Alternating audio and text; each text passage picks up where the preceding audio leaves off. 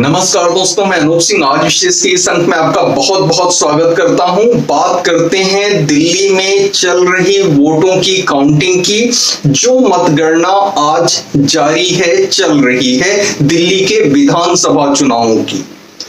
तो आम आदमी पार्टी के तीनों दिग्गज अपनी अपनी सीटों पर पीछे चल रहे हैं।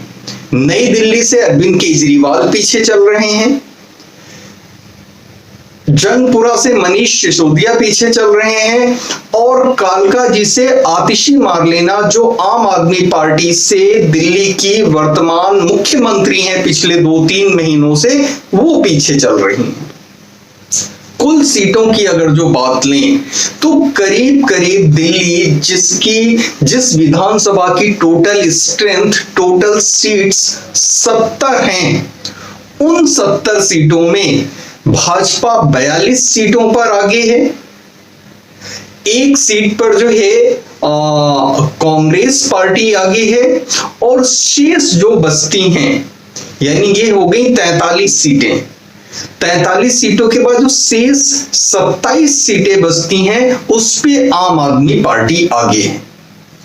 तो इस समय ये दिल्ली के हालात हैं। जैसा कि हम सभी जानते हैं कि पिछले 3 चुनावों से लगातार जो है आम आदमी पार्टी का मुख्यमंत्री बन रहा है। हालांकि जो पहला चुनाव हुआ था 2013 का, उसमें किसी पार्टी को बहुमत नहीं मिला था। दिल्ली जब से विधानसभा बनी है, जो है 1993 से पहली बार ऐसा हुआ था 2013 में, जब फ्रैक्चर्ड मैंडेट आया था, जब असेंबली हंग हुई थी, जब किसी को बहुमत नहीं आया था।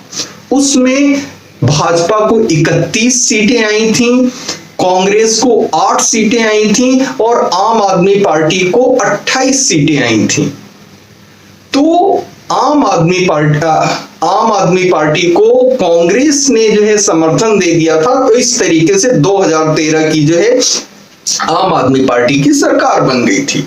लेकिन 2015 और 20 के चुनाव में जिस तरीके का लैंडस्लाइड मैंडेट अरविंद केजरीवाल को मिला था, तो उसी 2015 में जो है 70 में से 63 सीटें, 67 आउट ऑफ जो है 70 seats in 2015 and 62 out of 70 seats in 2020 और जो है 62 सीटें 70 में से जो है 2020 में मिली। लेकिन इस बार सारी की सारी गणित जो है बदलती नजर आ रही है, उल्टी पड़ती नजर आ रही है आम आदमी पार्टी के लिए।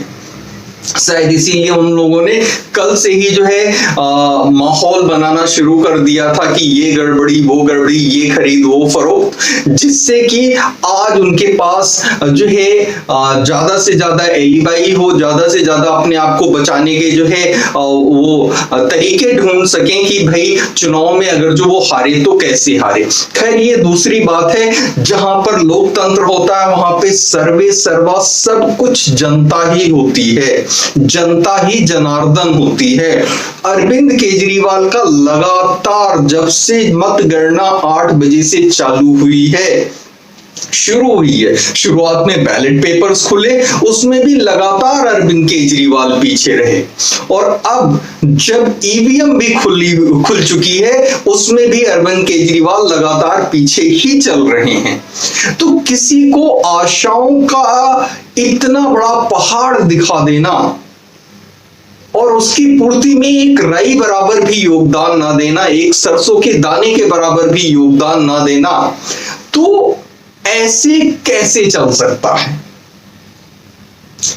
जिस तरीके का आचरण आपने जो है दिल्ली की जनता से वायदा किया था, उससे बिल्कुल 180 डिग्री का टर्न ले लेना और एकदम जो है बदल जाना, वो भी जनता को दिखा। जो आपने वायदे किए उसको भी बिल्कुल पूरा नहीं किया और आप वायदा करके जो है भूल जाते हैं, तोड़ देते हैं, आपके चेहरे पे शिकन नहीं आती। आपने कहा था यमुना में मैं नहाऊंगा, डुबकी लगाऊंगा, मैं इतने दिनों में साफ कर दूंगा।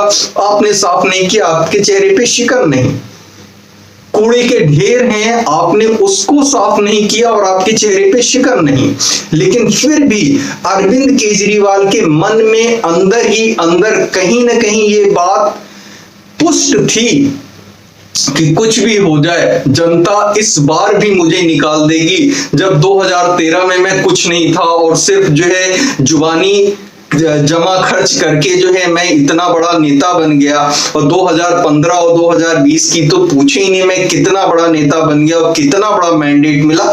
तो जब जनता 3 बार इस तरीके से जो है आंख बंद करके मुझे जिता सकती है, बिना मेरे किसी मेरिट के, बिना मेरी किसी मेहनत के, बिना मेरे किसी दिल्ली की अच्छाई में और इसके विकास में योगदान दिए बगैर, तो इस बार क्यों नहीं जिता सकती है। तो अंदर ही अंदर अरविंद केजरीवाल कहीं ना कहीं 50-50 जो तराजू के पलड़े होते हैं वैसे उनका दिमाग जो है आगे पीछे हो रहा था, कहीं हार ना जाए। फिर उनको ये लगता था कि आखिर मैंने 2013, 15 और 20 में क्या किया था, जब मैं इतने भारी बहुमत से जीता तो इस बार क्यों नहीं जीतूंगा। तो ये भी उनके मन में लगातार चल रहा था। लेकिन अब जब सारा पिटारा खुल चुका है और सब कुछ सामने आ रहा है, तो स्पष्ट हो चुका है कि आम आदमी पार्टी जो है वो दिल्ली लूज कर रही है, दिल्ली में हार रही है और भाजपा दिल्ली में आ रही है। एक बहुत बड़ी वजह यह भी रही कि इस बार कांग्रेस का वोट शेयर भी बढ़ता हुआ दिख रहा है, उसकी 1-2 सीट्स भी आती हुई दिख रही हैं।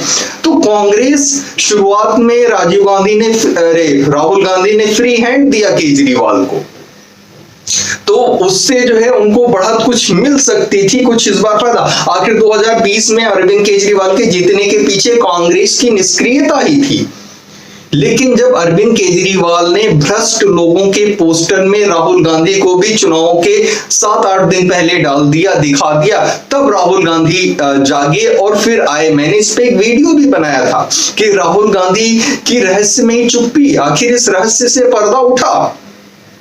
तो कांग्रेस भी की जो लास्ट के इलेक्शन से पहले के 7 दिनों की मेहनत है वो नजर आ रही है, और अरविंद केजरीवाल इस बार दिल्ली विधानसभा चुनाव हारते हुए नजर आ रहे हैं। जैसे जैसे रिजल्ट्स, परिणाम और पुख्ता तरीके से आएंगे आपके सामने आऊंगा।